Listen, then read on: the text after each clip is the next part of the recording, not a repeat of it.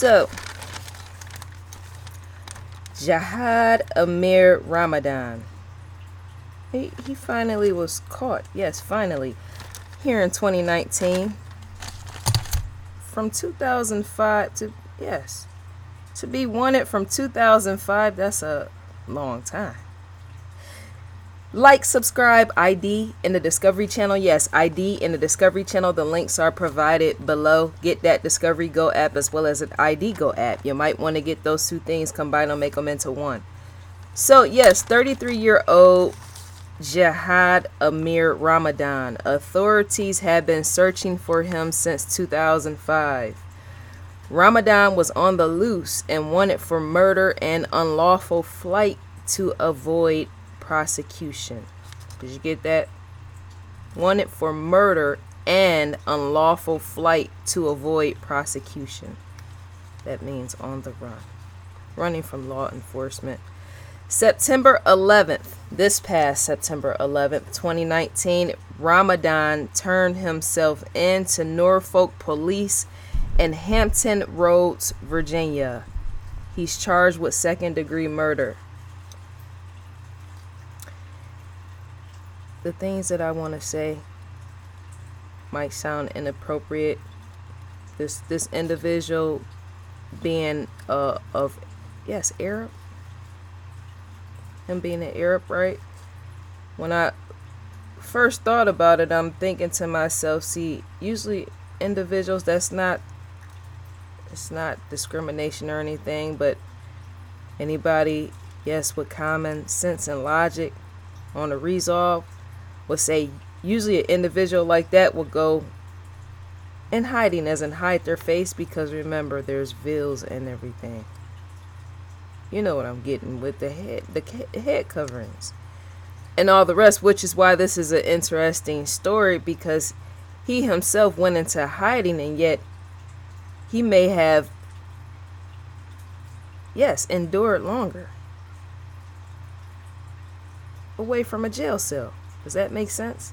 Where he could have, say, possibly been never found out at all. That's not for those that think I'm being judgmental. No, I'm not. That's common sense that even in their culture, it's known that they do things to not reveal themselves when certain crimes and all the rest take place. As in go across, flee, leaving the border, but that's not easy once you're wanted, right? But there is the facial coverings and all the rest. Some people don't know. Some people are skeptic of stuff like that. But yeah, getting back to what I was saying, September 11th, this past September 11th, 2019, Ramadan turned himself into Norfolk police in Hampton Roads, Virginia. He's charged with second-degree murder. Yeah, because that was the very first thing that I thought. I was thinking, well, maybe he would have, never been found, right? He's been charged with second-degree murder for killing 20-year-old Brian BJ Bryant. Let's just call him by BJ. Back in 2005, a DNA test has been used to confirm the suspect's identity after he answered a series of questions on his identity.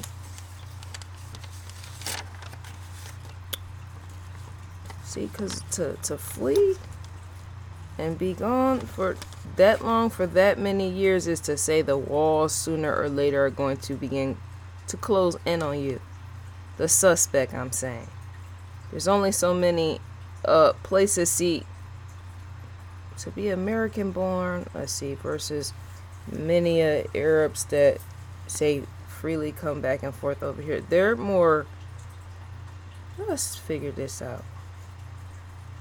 Individuals, Arabs that usually are like, say, not from America, they're more experienced with these sort of things, as in the murders and going into hiding and all the rest, right? And sometimes never being found. Because for him to turn himself in is to say he more likely was very inexperienced. Because even I'm saying people don't pay attention, they get mad when I bring out information like this, and yeah, this is a fact. I got love for Arabs, I in fact do, but I'm just saying how they connecting the dots as in expressing and sharing free feeling and thoughts as in what goes down. Because even with the walls closing in and say, you know that you're about to either be caught or something, so you say, I'm going to turn myself in before I get caught, right? So I don't get found out or anything like that, is to say he once again had to have been inexperienced. I just can't see that. I don't know why. Because usually real experienced Arabs and all the rest, right? They're not turning themselves in for nobody. They're like the one video that I did about the one Arab guy that he shot and killed the young guy that came and stole the $2 beer out of his store. Carry out store, right? Killed a young boy over a $2 beer. And on surveillance, after he shot the boy, he went back into the store and finished conducting business like nothing ever happened. He followed the kid outside of the store, and killed him. And then act like nothing. That's what I'm saying, that's their mindset. That a lot of that oftentimes is inborn, right? Some of them have been trained that way, right? Some of them have discussed for black people, even for white people and all the rest, right? There's all type of cultures and all the rest that, they don't get along, dislike, right? And yet something about this individual, is pointing to inexperience for him. Because I just can't see that. This is a rare case for that situation. So he was transported to Hampton Police Department, and he's to appear in court sometime this week. So, let me get into the situation in which led up to Ramadan being found. That situation involving the victim. So, when it comes to the death, I'm going to get into that, right? We're going to walk into that in a bit. But there was a fight. See, he killed a young Byron, BJ Bryant. I said Brian before, I'm sorry, Byron. That's why I said BJ to cut it short so I don't keep messing up his name, butchering his name. There was a fight, right, involving a young BJ and involving also another male by the name of David Eiffel. The fight occurred, it was an Ethiopian restaurant. They were all outside, and a racial slur remark was made which involved fists being thrown between each of the individuals, right? The fight resulted from 2 weeks before, which included David Eiffel and BJ's best friend. BJ once again was the victim that died. I'm gonna get to him in a minute. I want to hurry up and put this in. For those that might not want to watch the video much longer, you want to keep with the times. That hurry up and get to the point, right? Saying how he in fact killed the guy. So it was a fight that resulted from 2 weeks before, which included David Eiffel, another young man that was involved with the killer, right? That man being David Eiffel, as well as the victim's best friend by the name of Ronnie Chase. They were arguing over a girl. It's said that another young male has lost his life over a past dispute involving a female. Not only is it sad, I wonder where is she at. Stuff like that is so stupid and petty. It just is. So once again, they were outside of a Ethiopian restaurant. There was New Yorkers involved. A racial slur remark was made, which involved fists being thrown back and forth between each, right? The fight resulted from 2 weeks before, which included David Eiffel. He was buddies with the killer. And it also involved BJ, the victim's best friend, Ronnie Chase. And the arguing, once again, from 2 weeks before, came from a dispute, the arguing over a girl. Once again, he lost his life over, yes. To pick fights over somebody else, arguing over a girl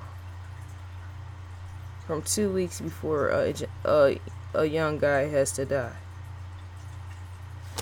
let's continue forward. Because see, Mr. Ramadan, how he killed the victim, the young victim, is he stabbed him to death during the fight, right? But let me get to the victim and then I'll get back to that in a little bit. So Byron Bryant, aka BJ, the victim, was murdered on July 17, 2005. He was known as ambitious while he was a college student who loved to study. BJ played football and made the decision to attend Hampton University in Virginia, as his mother persuaded him to attend Hampton University in place of Howard University. Some parents don't like their kids to go to places like Howard, despite the parents being black, because they might feel that the school, say, is too black. Some parents who are black, in fact, feel that way. Because to not know what your child could get involved with is why they feel that way, right? Some blacks might feel like, well, that's black on black discrimination. I wouldn't even know, right? Because when you go to college, you're in the best interest of your child for education purposes, right? But it's looking like somewhere in that there was a wrong decision, right? That's not on the fault of the parent. Things, in fact, do happen, right? To have your child go to one college instead of another, and then come to find out they say later die, right? And yet it didn't happen on a college campus, right? But it's a lot more in depth with this whole situation, because the college had nothing to do with it, but you still want to pinpoint forward with even that to make the whole story full for what it is, right? I told you the fight, in fact, happened outside an Ethiopian restaurant. But there's more. The change of life course is to say, what if he would have went to, say, Howard University? Would he have been alive today, despite the college having nothing really to do with his death? Because the change of course or path in a person's life is to say the person's life might have been different, even their choices or decisions, which may have included or not included going to a restaurant. Because to do a different decision is to have a totally, completely different outlook on life. He might not have been at the restaurant. His situation might not have occurred. He might still have been alive. I was thinking about that, but yeah, his mom is not at fault, but just think about stuff like that. So he was from a close-knit family. He was known to hold 3 jobs while he attended school full-time. So the fight incident, going back to the fight. Once again, he was out at a Ethiopia restaurant with friends. There was a fight between BJ and a New Yorker. BJ won the fight between he and the New Yorker. The fact that BJ won the fight is what made the New Yorkers very mad. Infuriated, yes. To get mad because somebody else, yes, on the other end wins the fight is to say there could be repercussion in that, and it in fact was, right? That led to them jumping BJ. There was up to 5 guys fighting BJ at once. And then Jihad Ramadan pulled out a knife and began to stab BJ.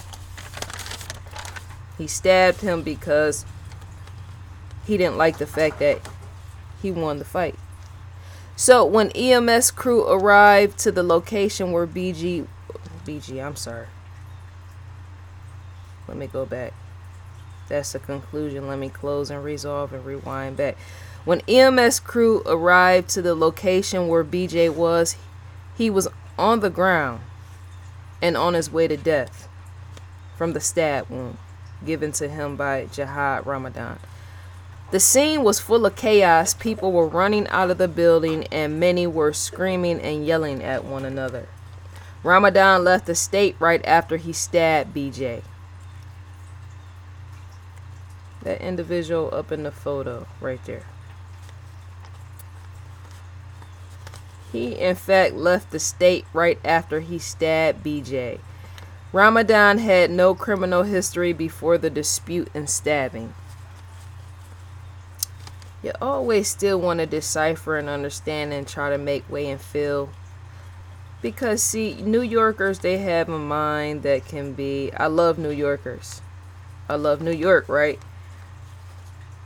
But there's everything has to be done with force. If it's not physically, no, not all the time, then it's in the mouth. Because New Yorkers are prone and known to be go-getters, right? That's how many New Yorkers can in fact be successful. But even when it comes to fights, they're known to, depending on the situation, not all, no. But those that are more forceful are known to make their way as and put their hands on you physically to resolve disputes, right? People have been knocked down and everything else on the train and everywhere for other people to see. It's all type of disputes that New Yorkers, that it don't end so well, right? So I'm thinking it's not surprising when it comes to the fact that he stabbed the young boy. That doesn't surprise me at all. So 4 months, and may he rest in peace, young BJ. 4 months after the fight, another male involved in the fight on Ramadan's end turned himself in.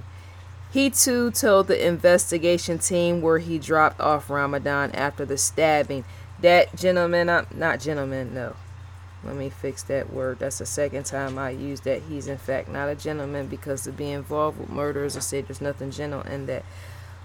But let me restate that again. 4 months after the fight, another male involved in the fight on Ramadan's end turned himself in. He too, he turned himself in.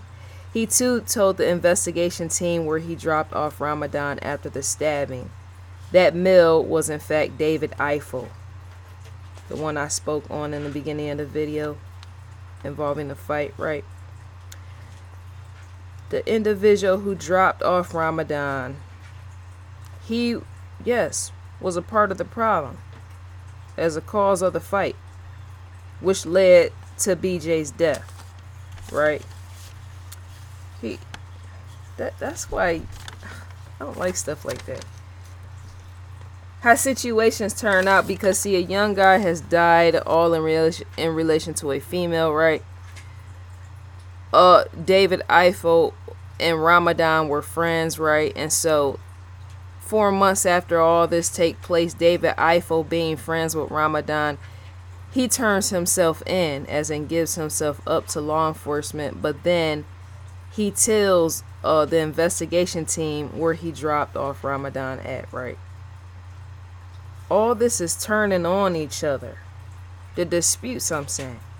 One turned on one here to turn on another there, that ends into whatever death, right? And so you're friends with the person after you done dropped them off with that, and here goes an investigation team questioning you. Now you possibly turning in your friend to get less time. The guilt in that, right? That's why friends oftentimes turn their friends in so that they can receive less time. Stuff like that. That's why it helps to, not get involved in stuff like this. I don't like stuff like that. And I don't like when you say, well, I'm a friend of such and such, right? Because even despite somebody dying like that, there's a certain percentage of loyalty, right? Even in murder, would you, dear viewer, like and comment, let me know what you think and feel about this video. When death is involved, and then murder and all the rest, that's when friends start hanging their friends, right? That's why it helps to know who your friends are before you're getting into fighting disputes and killing people, because your friend might very well stand there and let you despite him, I'm saying, I see with the situation, because people might say, well, where are you going with this? Who wouldn't turn in the guilty party? Yes, because that person turned himself in. It just shows a lot of inexperience with these individuals. Because see, look, you in fact do want to turn a guilty party in so that you don't receive all the time, which is more than likely why David Eiffel did that sort of thing, right? But even in crime, even in mafia crime and all the rest, there's a certain level of loyalty with that sort of thing. With the friends. That shows. Because I be wondering when it comes to crimes and all the rest, when people be not killing. I mixed up the two words. Killing. When you got New Yorkers and all the rest, say like a Jihad Ramadan and David Eiffel, when they commit crimes, I be wondering if these individuals be watching movies like that. Even Arabs. Watching mafia type movies where they take matters into their own hands, to say stabbing a young victim, right? Because even loyalty stands in death is what I'm trying to say in crime. As in when two friends say flee a scene and somebody was killed in that, right? A true gangster or true mafia individual oftentimes ain't gonna tell where they dropped the person off at. And they're gonna handle law enforcement by themselves by saying, well, I didn't have nothing to do with that. And try to work their way through and proving that they had nothing to do with the crime, as in the murder.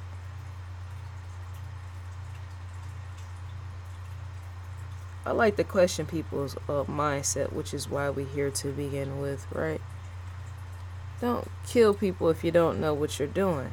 I don't like stuff like that. It's bothersome to me. More so on the end of representing the end of the victim. Because people, the way that they be killing people, oftentimes it almost points to mafia. Because of to be in groups and have a rivalry over something is almost mafia in a sense, but it's not. It's watered down approach. It's more like gang, and yet it wasn't, right? That's not looking at the victim that way. No, they were just out enjoying themselves for the night and whatever happened occurred, right? But I don't be liking how these deaths be happening in the way that it does, and there's groups involved and all the rest, and somebody has to be buried, because it still goes back to like mafia-like activity in the killings, and people not knowing how to handle themselves with law enforcement and all the rest, right? Let me go turn such and such in with this, because I'm questioning the level of loyalty. And friendship and all the rest, right? But good thing that person David Eiffel did turn Ramadan in. Not turn him in, but gave law enforcement the information. So that even BJ could be laid to rest properly, despite Ramadan not being found till this year, right? But friends and who's my friend and all, I really don't get into that type of stuff. Ramadan's family were never his family. They should be jailed for even that. Ramadan's family were never cooperative in his case. People, that's a fact. That's the conclusion, as in what I feel about his family. People who withhold information like that should be held accountable, as in forced to serve time. Because that's almost like an accomplice. And yet it's not. Because I know that my family member stabbed a young boy to death. A life has been perished, right? And yet the family of the guilty party didn't want to share, well, my son this or they didn't cooperate at all, as I say, even they should have been locked up. That's what law enforcement need to start doing. Because, see, it's one thing when you don't know something, but it's another thing when you do know something and you don't help law enforcement. You should, in fact, indeed go to jail. As in serve possibly just enough time as your son. That's a smile on my face. Yes, to the family. So Ramadan's family, once again, has never cooperated during the time all this took place, right? And they were never willing to help. That's why I said they needed to serve time. Because to never be willing to help is to once again point to accomplice with even that. So, BJ's family, the victim. Family of the victim has never once turned bitter over what has occurred. And during the time Ramadan was wanted and on the loose. When it comes to that, the United States and the Caribbean were searched for Ramadan's whereabouts when he was on the run. The United States and the Caribbean is where the locations that were searched. He had ties to Trinidad, Florida, North Carolina, Georgia, and California, and it too was questionable during that time if he was spending time amongst different mosques. Be at a mosque. To be congregating and all suited up and all the rest, the way that they, yeah, you got the gowns and all the rest, is to say anything can be hidden in that community, the Muslim community, right? So Ramadan, he was 18 years old when he fled after murdering BJ. He was in fact 18 years old, which could be why, let me see. But I'm thinking still by then he would have had more experience to never be found or something. I don't know. So back in 2016, right? Back in 2016, the U.S. Marshals thought they had received a good, incredible lead on Ramadan after they were contacted over a photo seen on MySpace back in 2007. In the photo, it was thought to be Ramadan getting married, and even the parents of the groom in the photo looked like Ramadan's parents. This individual up above, did you get that? Back in 2016, the U.S. Marshals thought they had received a good, incredible lead on Ramadan after they were contacted over a photo seen on MySpace back in 2007. Remember MySpace? I used to hang out on MySpace. That was a long time as well. In that photo, it was thought to be Ramadan getting married. That's strange, isn't it? Because it almost seems like a tip, and yet it wasn't. When I first see this story, that's what's so odd. Let me say this.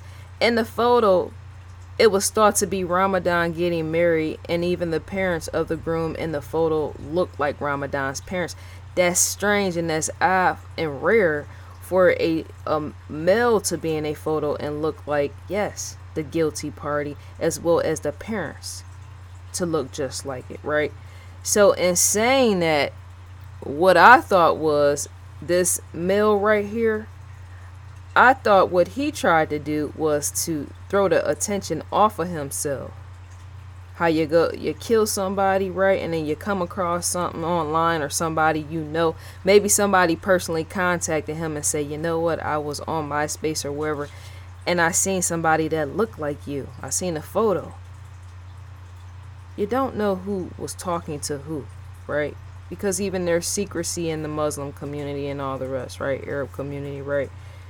I was thinking that's the first guess that came to my mind, was maybe somebody that knew him personally, that knew his whereabouts, came across a photo, or he came across one himself online of an individual that looked like him, and so to take the guilt off of him, as in not needing to ever go to jail, was to throw the guilt on somebody else that looked like him. Does that make sense?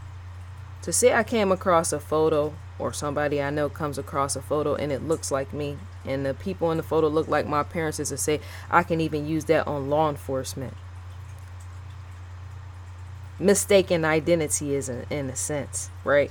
I can use that to my advantage and throw somebody else in jail and throw away the key. Mistaken identity, you can in fact do that sort of thing. You, being a guilty person, can use somebody else's identity, yes, and your involvement, and say, well, they look like me, I'm going to act like they're the suspect, and throw that out as a tip to law enforcement, or have somebody else do it on my end. There's all type of ways to contact even law enforcement, even online, with you not even needing to pick up the phone, sending in pictures and all the rest, right? So that's questionable as well. So the male individual in the photo wasn't Ramadan. It was another male who resembled him instead. But I'm still in question of that. Could Ramadan have did that? Made that man, because even that man, when he was contacted, see, because even officials have to, law enforcement have to, yes, make sure everything is correct with that. To make sure that wasn't the suspect. It wasn't the guy in the photo, right? And that male was in question. He didn't even know. He wasn't questioning law enforcement, asking them, what do you want with me? I don't know anything about no Jihad Ramadan. I don't know anything about no Ramadan, so what do you want with me? It's unlikely that me, that other innocent party, who was thought to be the suspect, right? He was, yes, deeply in question and possibly in fear for his life. I had nothing to do. What do you guys want with me? I am not the suspect. He let that be known very quickly, right? So from that, the photo in which was thought to be Ramadan brought the case to national exposure and all helped to widen the search on him as well. Because for there to be a question of identity or mistaken identity in relation to that photo, that once again brought more of national exposure and it all helped to widen the search on him. Because anytime something goes wrong like that and you're thinking that's him and yet it's not, that's gonna make even authorities, yes, do more in-depth search with the national alert with that, because of the identity of the male looking so much like him is why. And also because there were no more leads, verifiable leads on Ramadan at the time. So let me know, dear viewers, what you think about this video, what you think about the situation with Mr. Ramadan, as in what could have been the possibility of him taking so long to turn himself in from 2005 up until 2019 is a long time. It's not, and yet it is, right? Especially when it's crime involved in murder. What do you think, dear viewer, could have been the possibility? As in, how do you think he was living his life?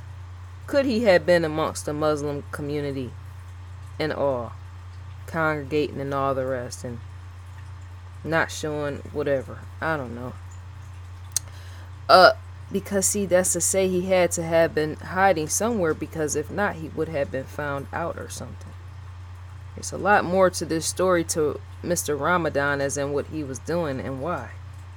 Was he hiding between environments, houses, and locations and all the rest, right? How was he spending his day? And even free time for even him to say not meet the eyes of law enforcement. That's why, dear viewers, you in fact want to question.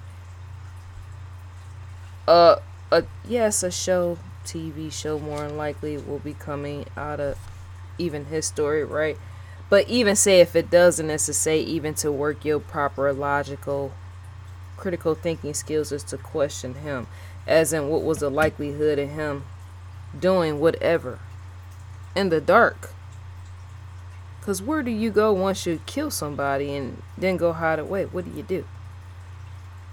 Do you just sit up and smoke cigarettes all day or whatever?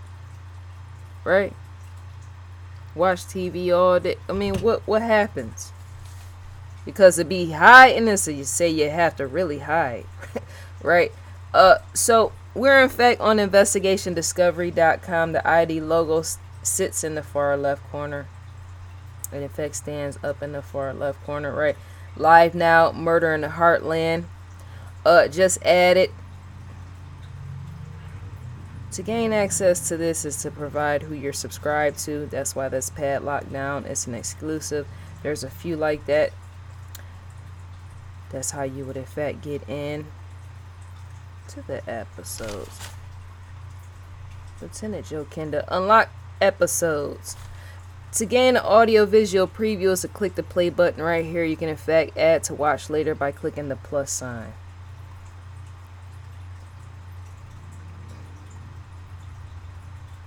The Murder Tape Season 1, Episode 1. Unlock series. Preview for everything on here. Recommended for you. Shouts out to Lieutenant Joe Kenda as well as Paula. Tamron Hall. Very beautiful. I always comment on that haircut because that's the first thing that stands out. It's amazing. It's fabulous. ID Go original series.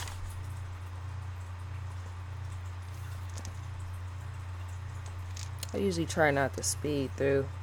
That makes some people, feel out of place, as in dizzy when you do that sort of thing. Speeding through. Crime feed news. Finally, you're not seeing Casey Anthony. Usually she sits there and has been for years on end. It seemed like just months though.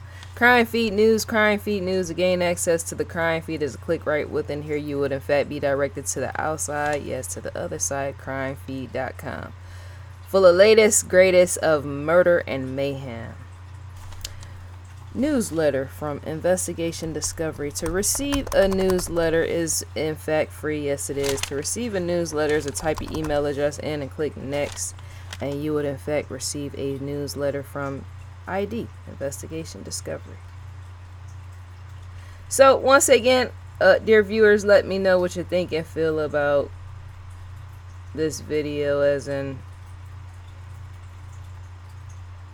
because that's the question. Even more individuals, when they go missing after killing people, as in what is going on, because some people are never found. Missing people, missing persons, missing children, escapees, right? People do all type of things when they go, yeah, and go undetected by law enforcement after they kill people. Killing people and then just disappearing. Right? They don't just die, no. Some people have been known to flee the country. We know that already, and yet this is an interesting one. So, I think that's all to be said for now. I'm going to turn the video off on cue. The ending is coming near, right? So you enjoy your day. I will in fact enjoy mine, and I'm gone.